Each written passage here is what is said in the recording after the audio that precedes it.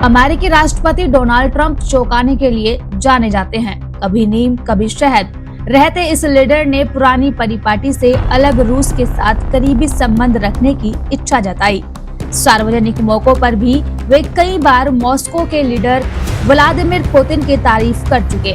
जल्द ही दोनों की मुलाकात हो सकती है। अगर ट्रंप और पुतिन एक मंच पर आए तो ग्लोबल पावर डायनामिक्स में कई बड़े बदलाव होंगे। हो सकता है कि दुनिया वापस दो खेमों में बंट जाए।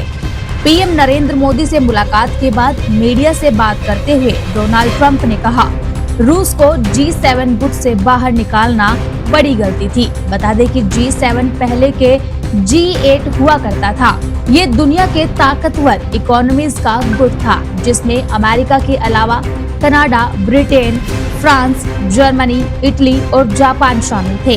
साल 1998 में रूस को भी इसमें हिस्सा बनाया गया, लेकिन साल 2024 में मॉस्को ने जब यूक्रेन के क्रीमिया पर कब्जा किया, तब इंटरनेशनल कानून तोड़ने के अपराध में उसे गुट से बाहर कर दिया गया।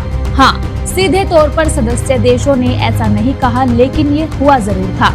असल में यहाँ से हटने पर रूस ने चीन से दोस्ती बढ़ा ली। ब्रिक्स और शंघाई संगठन में उसकी भागीदारी बढ़ी।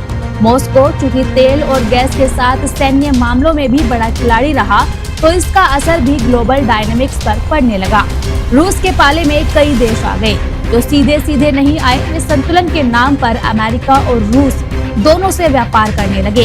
अब ट्रंप इस पुरानी भूल को सुधारने के इशारे दे रहा है। वे शीत युद्ध से पहले संबंधों में वापस लौटने के इच्छुक दिखते हैं। कोल्ड वॉर वो स्थिति है जिसमें देश के एक दूसरे पर सीधा हमला करते, लेकिन तनाव रहता है। दूसरे विश्व युद्ध के बाद तत्कालीन सोवियत संघ और अमेरिका के बीच तनाव बढ़ने लगा। इसकी वजह राजनीतिक आर्थिक विचारधारा थी। अमेरिका पूंजीवाद पर यकीन करता, जबकि सोवियत कम्युनिस्ट विचारधारा पर। दोनों को यकीन था कि उनके सिस्टम से दुनिया ज्यादा सही ढंग से चल सकेगी। धीरे धीरे ये बात तनाव की वजह बनने लगी। वॉर के बाद सोवियत संघ और अमेरिका सबसे ताकतवर देश बचे थे। दोनों ही बाकी दुनिया को अपनी तरह से चलाने की कोशिश करने लगे। यहाँ तक कि ब्रिटेन, जिसे दोनों ही देश पहले साम्राज्यवादी मानते, अमेरिका ने उससे हाथ मिला लिया और ब्रिटेन यूरोप के साथ मिलकर नाटो बना लिया। दूसरी तरफ सोवियत संघ ने ईस्टर्न यूरोप के साथ वॉरसा समझौता कर लिया। इससे दुनिया बिना युद्ध के ही दो खेमों में बंट गई। कुछ सालों के भीतर अमेरिका सुपर पावर बन गया, वहीं रूस अपनी पुरानी ताकत की परछाई था। पुतिन के लौटने के बाद रूस एक बार फिर ग्लोबल कैनवास पर बड़ी जगह घेरता दिखा। साल 2017 में अमेरिका में ट्रंप के आने के बाद इसमें और रंग भरा। ट्रंप ने अपने पहले ही टर्म में पुतिन के लिए नर्म रुख दिखाया। याद दिला दे कि ट्रंप की पहली जीत को लेकर रूस पर आरोप लगा था कि उसने इलेक्शन में दखल दिया है। ट्रंप ने इसे खारिज तो किया, लेकिन पुतिन की तारीफ करने से भी नहीं चूके। दोनों ने 4 सालों में कुल 5 आधिकारिक मुलाकातें की। इसके अलावा कई इंटरनेशनल बैठकों में भी बातचीत हुई। अब दूसरे कार्यकाल की शुरुआत में ही ट्रंप पुतिन से मेलजोल की बात कर रहे हैं। रूस और यूक्रेन जंग खत्म होने को लेकर भी उन्होंने बड़े बयान दिए। पूर्व प्रेसिडेंट जो बाइडेन से अलग वे यूक्रेन को लेकर इतने उदार नहीं।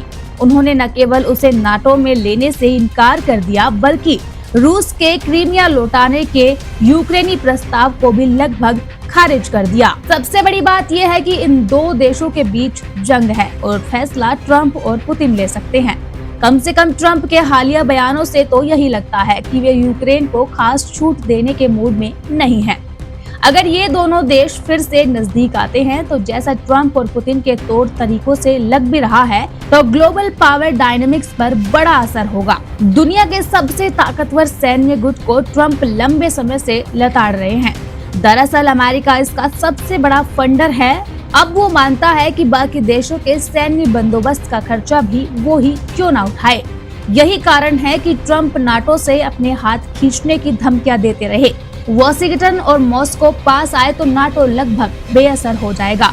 तब हो सकता है कि यूरोपियन देश सुरक्षा के लिए कोई दूसरी व्यवस्था करे।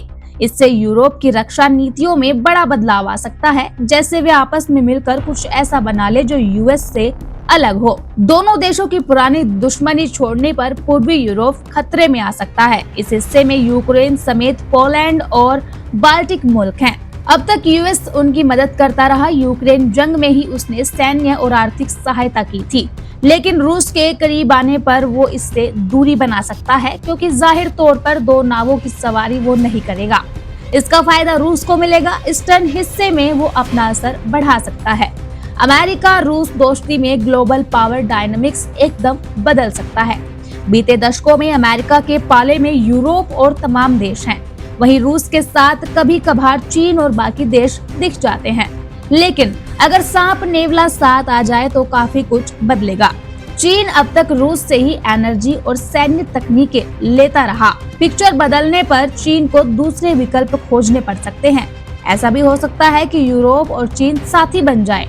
दोनों का करीब आना कई अच्छी चीजें भी लेकर आएगा। मसलन एक दूसरे को परेशान करने के लिए दोनों ही दूसरे देशों में प्रॉक्सी वॉर करते हैं। सीरिया, ईरान और कई अफ्रीकी देश दोनों के लिए जंग का मैदान बने हुए हैं।